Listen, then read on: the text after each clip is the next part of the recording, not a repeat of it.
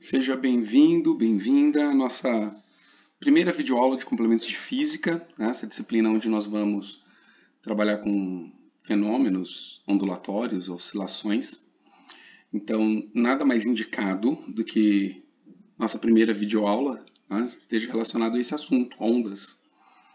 Vou dividir em duas partes o assunto, né, para que, entendendo o que é uma onda, quais são as suas características, se torne mais fácil, né, o entendimento dos próximos itens da disciplina.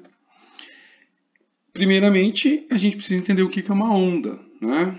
E existem diversos tipos de onda, e aqui eu trago alguns exemplos, né? Ou seja, as ondas do mar, as ondas sonoras emitidas pela corda de um violão, ou mesmo a vibração da corda em forma de ondas, né? A gente consegue observar, ou até mesmo a propagação de ondas de um terremoto. Então, uma onda, ela se origina a partir de uma perturbação que se propaga através do vácuo ou da matéria. E na matéria, ela pode se propagar em qualquer um dos estados, né? Seja sólido, líquido ou gasoso. Para entendermos o que é uma onda é um mecanismo que o universo, né, a natureza, descobriu que podia utilizar para transportar energia de um ponto para outro. Então, embora existam diferentes tipos de ondas, né, sobre muitos aspectos, todas elas estão sendo utilizadas para transportar energia, para transferir energia de um ponto para outro. Esse transporte de energia ele pode percorrer longas distâncias, né? A gente pode, por exemplo, pensar no Sol. O Sol está mandando energia na forma de luz, na forma de calor, aqui para a Terra. É uma distância imensa e não necessariamente essa energia está sendo transportada através da matéria, ela está vindo pelo vácuo do espaço.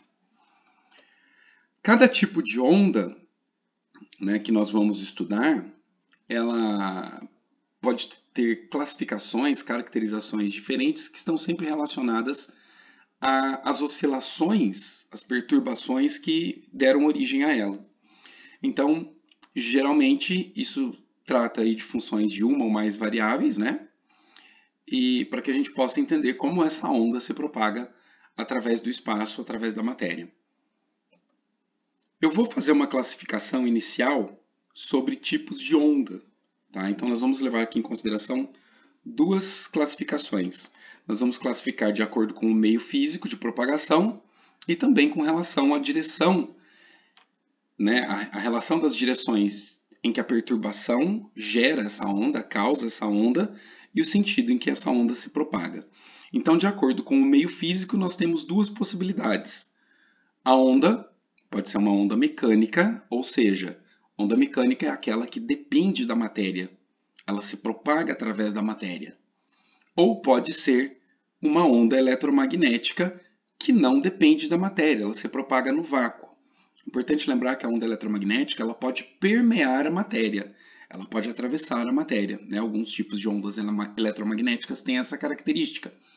Mas não necessariamente ela está dependendo da matéria para poder se propagar. Já com relação à direção da vibração que dá origem a essa onda, nós temos dois tipos. Nós vamos dizer que essa onda ou é do tipo transversal ou do tipo longitudinal, como nós vamos ver na sequência. Vamos iniciar pelas ondas mecânicas. Como eu disse para vocês, elas dependem da matéria. Elas dependem de um meio material que seja elástico ou deformável. Tá? Então, a gente pode visualizar aí diferentes tipos de materiais, né? Para que essa onda se propaga. Pode ser através da água, através do ar, uma corda esticada, uma barra de aço, ou qualquer outro material que tenha essa característica, né, essa possibilidade de sofrer uma deformação no meio elástico. Para nossa sorte, por se tratar de uma onda mecânica, ela respeita as leis da mecânica clássica. Ela é governada pelas leis de Newton. Né? Então, para descrever o movimento de uma onda, a gente vai precisar, né? A gente tem a possibilidade de conhecer informações como a velocidade de propagação, a posição de um elemento da onda, o deslocamento, dessa onda. Então, as ondas mecânicas são sempre causadas por uma perturbação, uma interferência, um abalo, um distúrbio em um determinado ponto desse meio elástico, ok? E a partir desse ponto, a onda, transportando energia, vai atingir um outro ponto, vai se propagar em direção a um outro ponto. Eu coloquei aqui um certo destaque, né, nessa frase, porque isso aqui é importante. Quando a gente fala de uma onda mecânica, a gente tem que entender que as partículas do meio, né, vamos imaginar que o meio seja uma corda, ok? A corda é feita de vários pedacinhos, né, infinitos pedacinhos. São infinitos elementos nessa corda. Então, quando eu proporciono uma perturbação na corda e gero uma onda, ela vai se propagar, ok, pela corda, mas os elementos da corda vão vibrar apenas ao redor da posição de equilíbrio. O que isso quer dizer? Imagina que você estendeu a corda, em uma das extremidades da corda está a sua mão para gerar a perturbação, e na outra extremidade a corda, por exemplo, está presa numa parede.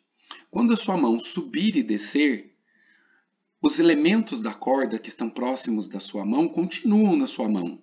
Elas apenas sobem e descem. Esses elementos apenas sobem e descem. Né? Quando você faz ali o chicote na corda, os pedaços da corda que estão próximos da sua mão, eles não saem andando pela corda até chegar na parede.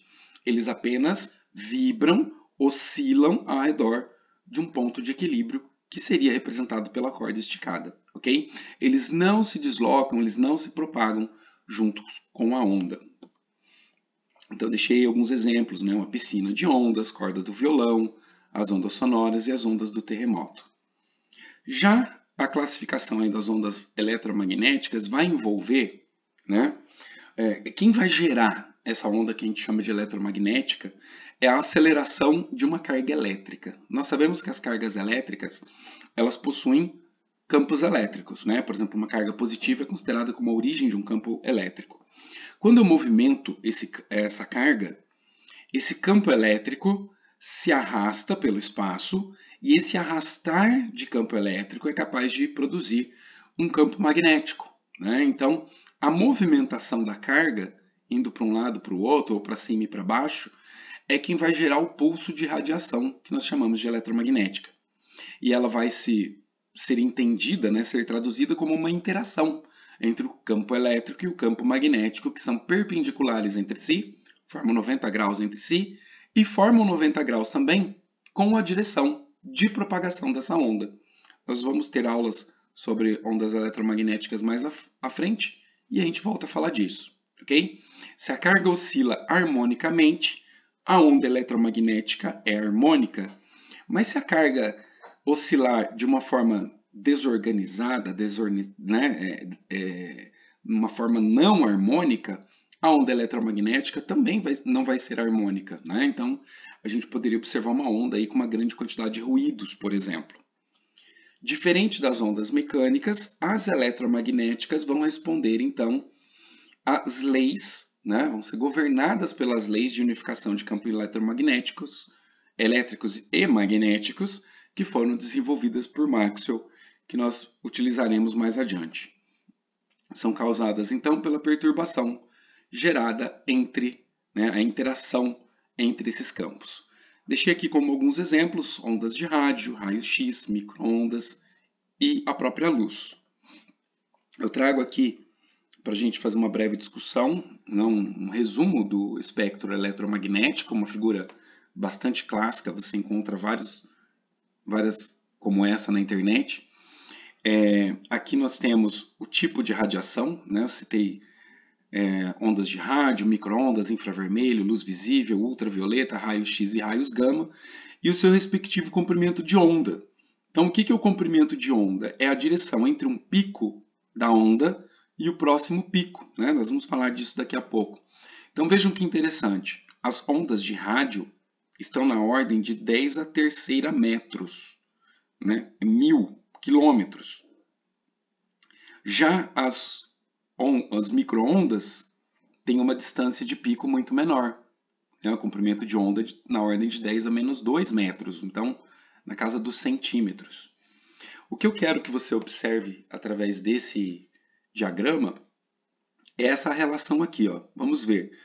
Aqui nós temos um comprimento de onda, uma distância, que é relativamente maior do que outros pontos do espectro, né? Então aqui nós temos um comprimento de onda grande, né? Maior. E a frequência está na casa de 10 a 8 Hz. Quando o comprimento de onda diminui, a frequência aumenta. Olha lá, foi de 10 a oitava para 10 a 18. Né? Então, quanto menor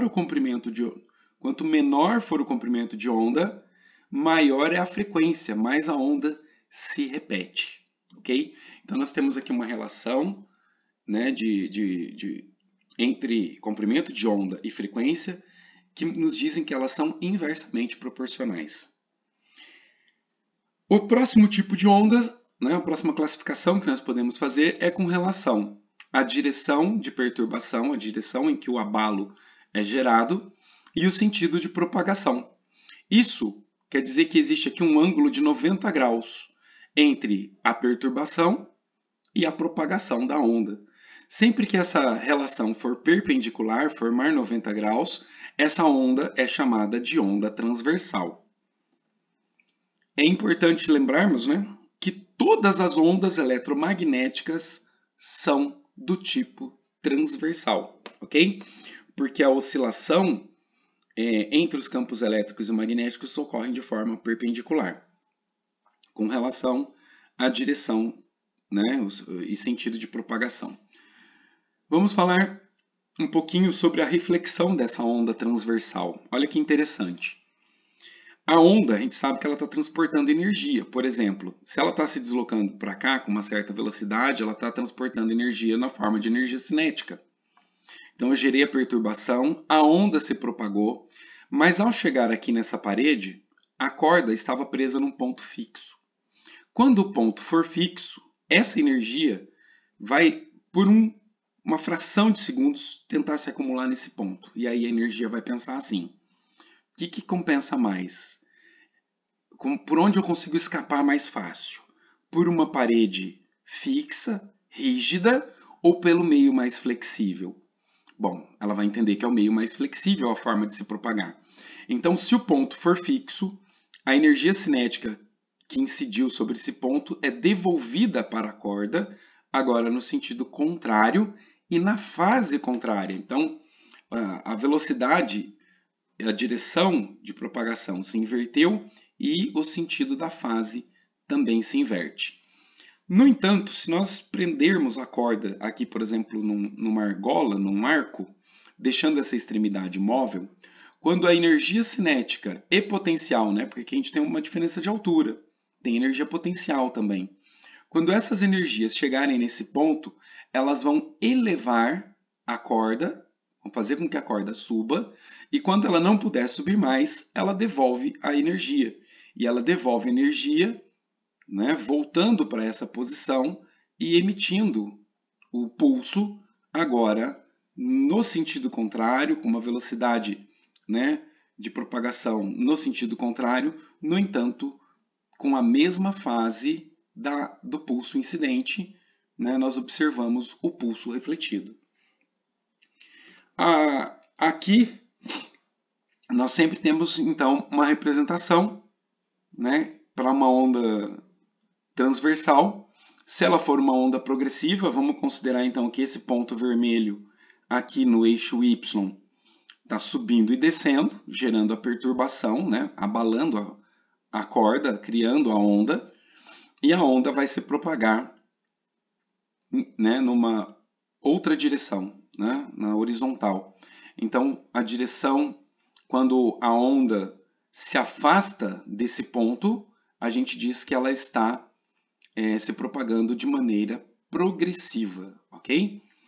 Por último, a onda longitudinal é aquela em que a perturbação ocorre de forma paralela ao sentido, à direção de propagação da onda. Então, nesse exemplo que vocês estão vendo aqui, aquele brinquedo da mola maluca, né?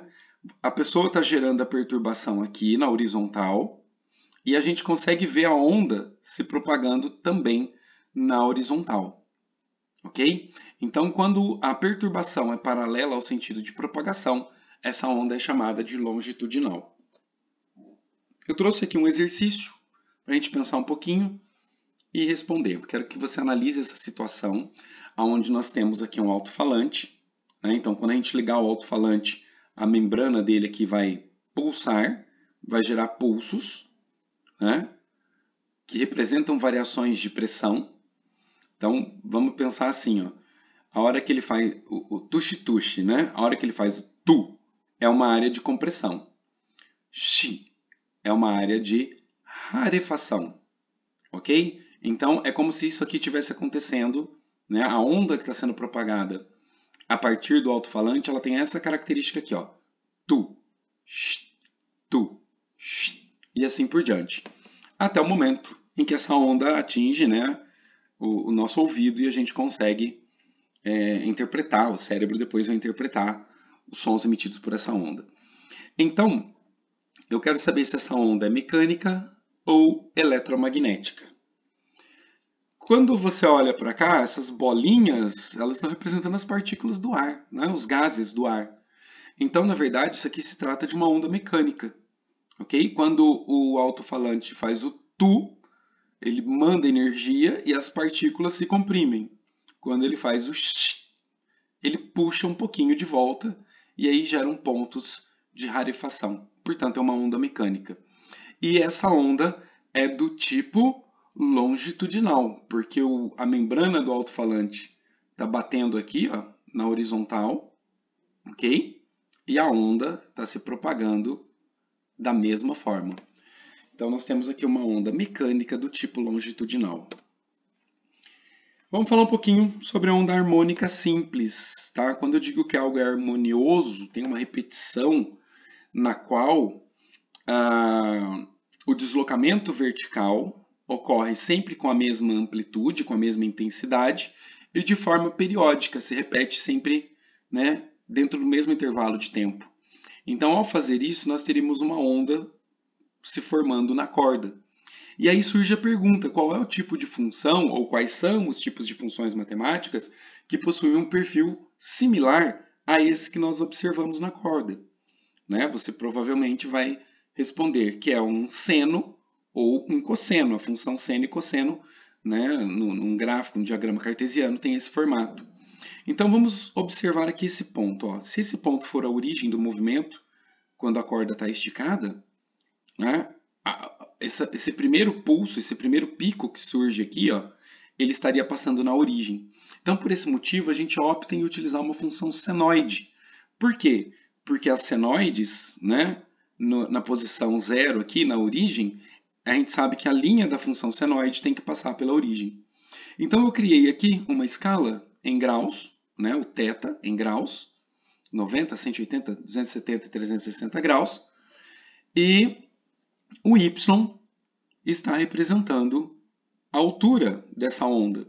Né? Então, a gente imagina que um ponto que sobe e desce vai oscilar para gerar a onda. Então, no eixo y, nós medimos o deslocamento da onda e no eixo horizontal, nós estamos medindo o ângulo θ. Só que é muito comum, para o estudo de ondas, nós não chamarmos isso de ângulo. Nós vamos chamar isso de fase da onda, tá?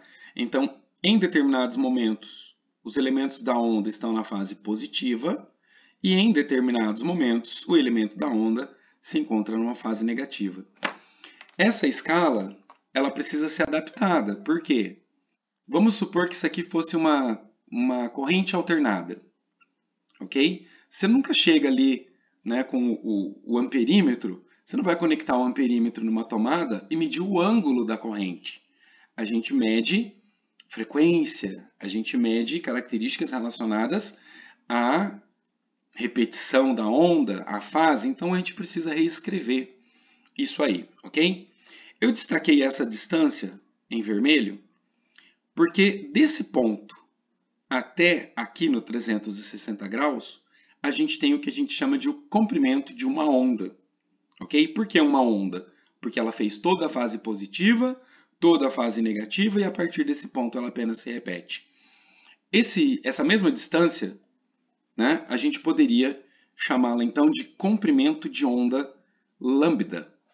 Tá? Então eu criei aqui um eixo x auxiliar que representa os comprimentos de onda. Então, do zero até o pico máximo, nós temos 1/4 do comprimento da onda. Do zero até o final da fase positiva, nós temos meia onda. Até aqui, 3/4 de onda e uma onda completa, né? Comprimento de uma onda completa. Esse comprimento de onda lambda, ele também pode ser medido em outros pontos. Mais tradicionalmente, nós medimos aqui entre a crista de uma onda e a próxima onda, ok? Esse pico, né, esse ponto máximo nós costumamos chamar de crista, mas também poderíamos medir nesse ponto mínimo, que na verdade não é um ponto mínimo, eu já explico isso, mas aqui no fundo desse vale, né, dessa depressão, a distância entre um vale e o próximo também representa um comprimento de onda. Essa altura, que eu destaquei aqui em verde, né, saindo do eixo e indo até o ponto máximo, ou saindo do eixo e indo até o ponto máximo na fase contrária, na fase negativa, nós chamamos de amplitude. Então, a amplitude representa a distância do eixo, ok? Até o ponto mais alto da onda. É a amplitude.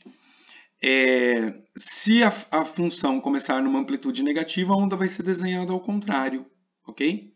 Ela vai ser desenhada ao contrário. Mas é importante você lembrar que ela vai do zero a um ponto máximo ou do zero a um ponto máximo na fase contrária.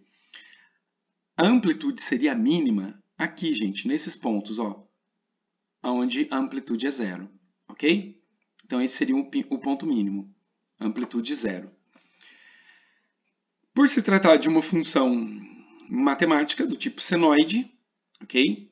Essa função vai descrever o deslocamento vertical, né? Então, eu quero saber, por exemplo, o deslocamento vertical daqui até um elemento da corda ou qualquer outro elemento. Ela é descrita dentro da matemática como uma função de forma geral, y igual a amplitude vezes o seno de θ, seno do ângulo θ, ou, como nós vamos chamar a partir de agora, seno da fase θ. Ok? Então, nós precisamos transformar, já que a gente não mede esse termo como um ângulo, mas como um comprimento de onda, nós precisamos fazer uma modificação nessa estrutura. Então, veja bem, a primeira modificação que nós temos que fazer é considerar, né, tá com base nisso aqui, ó, o comprimento de uma onda equivale a uma volta completa na circunferência, 360 graus. 360 graus na escala dos radianos equivale a 2π. Né? Então, 2π representa um comprimento de onda. Θ, que é a nossa fase, vai representar qualquer comprimento de onda. Então, se eu pegar um outro valor aqui de θ, um outro valor de comprimento de onda, eu preciso saber quanto ele vale na escala de π radianos. Então, se você fizer a regra de 3, θ é igual a 2π vezes x, e aí dividido pela outra diagonal, dividido por lambda, dividido pelo comprimento de onda, ok? Então, o que eu vou fazer agora é substituir o resultado dessa regra de 3 dentro da minha expressão. Onde tem θ, eu vou escrever 2π sobre lambda vezes x. E aí nós chegamos aqui nesta equação. A partir dessa equação, 2π lambda x, né, dentro ali da senoide, nós vamos construir as próximas equações. Mas eu preciso chamar a sua atenção para uma coisa importante. Quando você está estudando uma corda oscilando, uma onda, né, se propagando, nem sempre no momento em que eu começo o meu estudo, no tempo zero, a onda está passando na origem, como esse exemplo que eu estou fazendo aqui. Ok? Então, é necessário que a gente corrija a posição da onda para que a senoide se comportasse como se ela estivesse partindo da origem. A amplitude zero de uma onda, né, ela deveria passar na origem. Se ela não passa, vai ser necessária uma correção de fase, uma constante de correção de fase, que nós vamos chamar de φ ou φ0. Então, por exemplo, se eu quiser que essa onda volte a passar pela origem, eu tenho que somar essa distância, né, e deslocar a onda aqui para frente.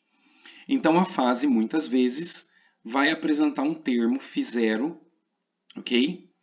E esse termo é o que representa esse ajuste para a gente. Nós vamos fazer alguns exercícios mais adiante e você vai praticar bastante, né, a determinação dessa correção de fase.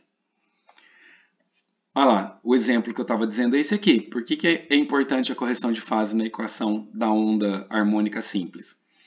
A gente sabe que no tempo zero, né, vamos dizer que a onda está aqui nessa linha sólida, azul, e que depois de algum tempo a onda se deslocou, o que está representado aqui pela linha pontilhada. Então, se a onda se deslocou, veja o que está acontecendo. Ó. Esse ponto aqui que mostra o princípio, né, o primeiro pulso, ele está adiantado numa distância igual a VT. Ok? Lembre-se lá da equação, né, que a gente estudava. A equação é S0 mais VT. Então, se isso aqui é posição, VT também é posição. Ok? Se ele é uma posição, o que eu preciso fazer com a onda pontilhada para que ela volte para cá? Eu preciso descontar essa variação de posição, eu preciso descontar esse deslocamento representado por VT. Ok? Então, a nossa função, que antes dependia de uma única variável x, eu poderia ter escrito isso assim, y de x igual a seno, né? Continua aqui. É uma função que depende de uma variável, agora ela é reescrita como uma função de duas variáveis. Ok? Se eu descontar o deslocamento representado por v vezes t, descontar esse sinalzinho de menos, né? Subtração. Se eu descontar isso do valor de x, eu volto para a equação original, ok? Então, aqui nós temos uma equação de duas variáveis. Eu poderia ter escrito aqui assim, ó, y de x e t é igual a essa equação que está aqui, agora com duas variáveis. Uma que se refere à posição, a nova posição da onda, né? A nova posição de um elemento da onda, e quanto tempo levou para que a partícula que estava aqui chegasse nessa nova posição. Então, essa distância é representada por VT. Ok? Fazemos, então, o uso de uma propriedade distributiva, já que 2π sobre lambda é constante, a gente pode multiplicar isso aqui por x e multiplicar por VT. Né? Então, você observa isso aqui, ó, 2π lambda eu multipliquei por x, e 2π lambda eu multipliquei por VT. Ok? Então, nós temos aqui a equação que mostra a onda se propagando com duas variáveis, x e t. Essa equação, nós vamos fazer alguns ajustes e entender aí algumas características, tá? 2π sobre lambda, ele pode ser substituído por uma constante que nós chamamos, esse termo aqui, ó, pode ser substituído por uma constante que nós chamamos de número de onda. O número de onda, né, 2π sobre lambda, sua unidade é radianos por metro. Se o π não estiver aparecendo ali, a gente tirar o π, você pode só indicar como metro a menos 1, não tem problema. Ok? E o comprimento de onda, lembre-se que o comprimento de onda, comprimento, distância, é velocidade vezes tempo. E nesse caso, como a onda é periódica, ela se repete, esse tempo ele é representado com a letra T maiúscula. Quando é um tempo especial, T maiúsculo, nós chamamos esse T de período, ok? O período de oscilação, ele está relacionado com uma outra propriedade, chamada pulsação, que a gente vai ver no próximo slide. Como é que eu calculo o período? Como é que eu calculo o período, né? Dividindo o ciclo de 2π, né? um ciclo 2π, por ômega, frequência angular, ou pulsação. Tá? A unidade do período, a unidade de tempo, sistema internacional é o segundo. Então vejam bem, eu fiz aqui a primeira adaptação, ó, aonde tinha este termo, onde nós tínhamos esse termo, eu substituí por K. Vamos mexer agora com este segundo termo que aparece aqui. O comprimento de onda, como nós vimos no slide anterior, é velocidade vezes período. Então, para eu descobrir a frequência angular, a pulsação, ok? Nós trocamos o comprimento de onda de lugar com a pulsação. Então, a pulsação é igual a 2π velocidade, essa velocidade v é a velocidade de propagação da onda, dividido pelo comprimento de onda. Ok? Então, se nós substituirmos toda essa constante que está aqui por ômega, nós vamos ficar com essa característica na função. Y é igual a amplitude. Amplitude é o valor máximo, né? Como nós vimos nos slides anteriores, vezes o seno do número de onda vezes a distância de propagação, x, menos a pulsação, a frequência angular, vezes o tempo. E pode ou não ser necessário incluirmos aqui dentro, né? Nessa representação não está, mas pode ser necessário incluir aqui dentro uma fase inicial, ok?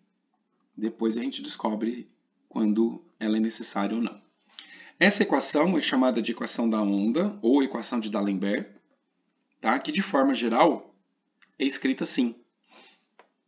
O deslocamento vertical é a amplitude máxima vezes o seno de kx mais ou menos ômega-t. Por que mais ou menos? Lembra que na nossa representação, a onda estava se propagando no sentido positivo do eixo x.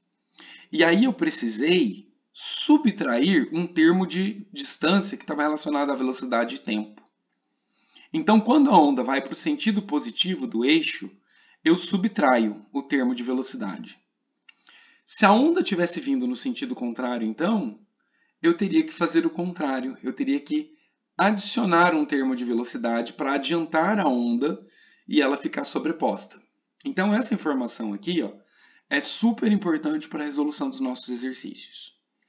Sempre que entre o termo de posição e o termo temporal, o termo relacionado ao tempo, existir um sinal negativo, a onda é progressiva. Ela está indo no sentido positivo de x. Ok? Sempre que a onda, a função de onda, a função de D'Alembert, tiver um sentido, aliás, um sinal negativo, a onda está se propagando no sentido positivo de x. Sempre que o sinal for positivo, a onda está se propagando no sentido negativo de x. Ok? Quem está alterando o sinal é o sentido de propagação definido aqui pela velocidade de propagação, que está escondida dentro do termo de pulsação. Então, nós vamos partir para um próximo vídeo, onde nós começaremos a fazer alguns exercícios para praticar o uso dessas fórmulas, né? Nós vamos utilizar essas informações. Eu acredito que talvez seja interessante eu deixar uma outra fórmula aqui, tá? A velocidade de propagação ela tem uma relação entre o ômega e o K, ok? Entre o número de onda e a pulsação. Nós vamos fazer o uso dela, ok? É uma divisão entre esses dois termos, que eu vou mostrar para vocês aí dentro do próximo exercício, tá? Se eu dividir um item pelo outro, eu consigo determinar qual é a velocidade de propagação da onda. Então, os nossos materiais, você sabe, são sempre gratuitos. Os slides dessa videoaula você encontra lá no meu site, abre.lá/4wvh, ou através do QR Code, ok? E o próximo vídeo, a partir do próximo vídeo, eu vou fazer uma sequência de uns 3 ou 4 exercícios relacionados a essa videoaula, tá bom? Então, nos vemos no próximo vídeo. Já assina aí o canal, ativa a notificação para que a hora que o vídeo subir para o YouTube, você já recebe, né, a notificação para saber que tem um exercício novo ou uma aula nova para você poder acompanhar. Ok? Bons estudos e te vejo na próxima.